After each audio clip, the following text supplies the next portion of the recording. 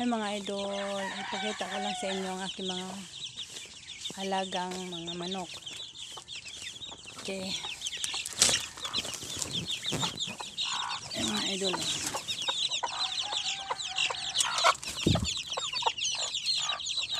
Tatakot sila mga idol.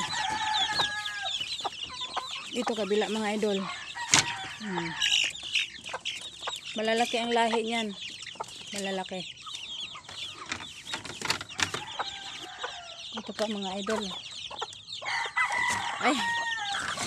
Ito siya, nangangagat tong manok na to pero mabait. Ibig sabihin madali siyang hulihin. Ayan, kaya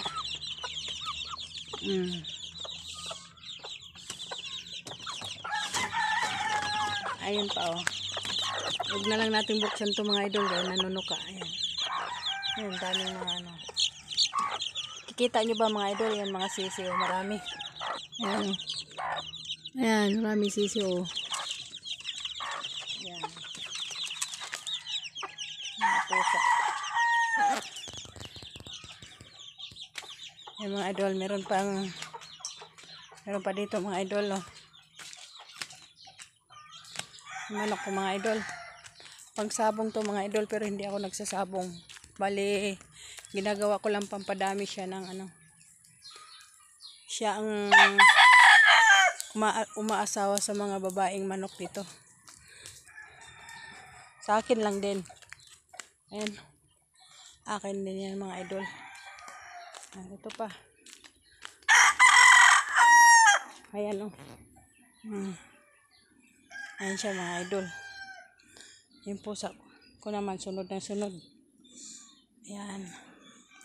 Mga idol, ito pala yung bahay ko mga idol. Ay, ikaw, miming ba? Magsige kag sunod sa akong tiil. Matamakan ka, mga mama akraba ka. Oh. Magsige, unsa man kay iyang gisunod sa akong tiil nga wam ko katunob untag. Kuan? Ito mga idol, bahay ko mga idol. Oh. Ito yung paligid ko dito mga idol oh. Yan yung bahay ko mga idol.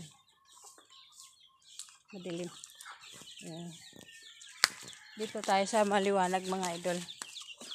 Ang mga idol, yung bahay ko. Kinakapitan siya nung patula. Ayun patula yan mga idol. Lapit ako sa bundok. Ito pala yung pusa ko mga idol oh, na lumaki yung mata niya oh. Lumobo. Bulag na yun mga idol, kawawa. Oh, kawawa ang lalab ko. Kiss naman. Ito naman. Ito pa yung isa kong aso. Nagpapakarga yan kahit malaki na. Ayan oh. Nagtatampo yan mga idol pag hindi kinakarga. Siya pala si Soro. Ayan idol. Ito yung mama ni Soro. Si Chay Chay. Ayan, tingnan mo. Sweet nila. Sweet talaga yan si Chay Chay. Ito si Chay Chay mga idol, na pulot ko lang yan na punong-puno ng galis. Agay! Agay naman.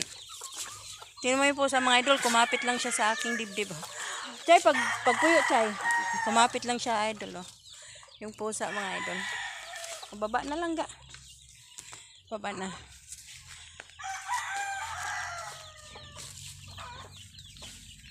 Ito mga idol oh.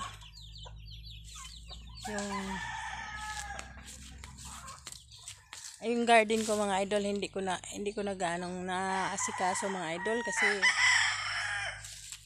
may trabaho ako doon sa baba mga idol. Pero kahit pa paano, nililinis ko naman siya. Ayun nga lang, yung hinaharang ko dito mga idol sa gulayan ko, yung mga ganito mga kahoy, may kumuha mga idol. Yan. May kumuha mga idol. Ginawang panggatong. Tamad silang magpunta doon mga idol oh, para manguha ng panggatong. Dito lang sila sa kapitbahay nangunguha ng panggatong. Ayan mga idol. Dito punong-puno ng kahoy yan dyan mga idol. Hinarang ko para hindi pasukin ng mga manok. Para hindi tukain yung aking mga gulay. Pero anong ginawa mga idol? Binunot. Tinanggal dyan yung kahoy mga idol. Tapos yung ampalaya ko na namunga, nabunot. Ng mga idol, ganun. ganun kabait yung ibang tao mga idol. Mahirap naman magbintang, hindi naman natin nakita. Pero alam ko na kung sino mga idol. Dahil mula lang naman nang tumira yan sila dito. Marami na akong nawawalang manok. At mga kung ano-ano pa. Yan. Marami na akong aso na nalason. Pero mahirap magbintang mga idol, di ba? Pero hindi naman tayo bobo para hindi natin alam kung sino ang gumagawa ng ganun. Dahil nung kami pa lang dito, wala namang nangyayaring ganun mga idol. Pero okay lang yan mga idol. May Diyos tayong nakatingin sa ating mga ginagawa. At ang Diyos lang ang dapat manghusga mga idol. Sila ang dapat magdesisyon. Hindi tayo. Si tao lang naman tayo mga idol. Ayun lang mga idol. Thank you for watching.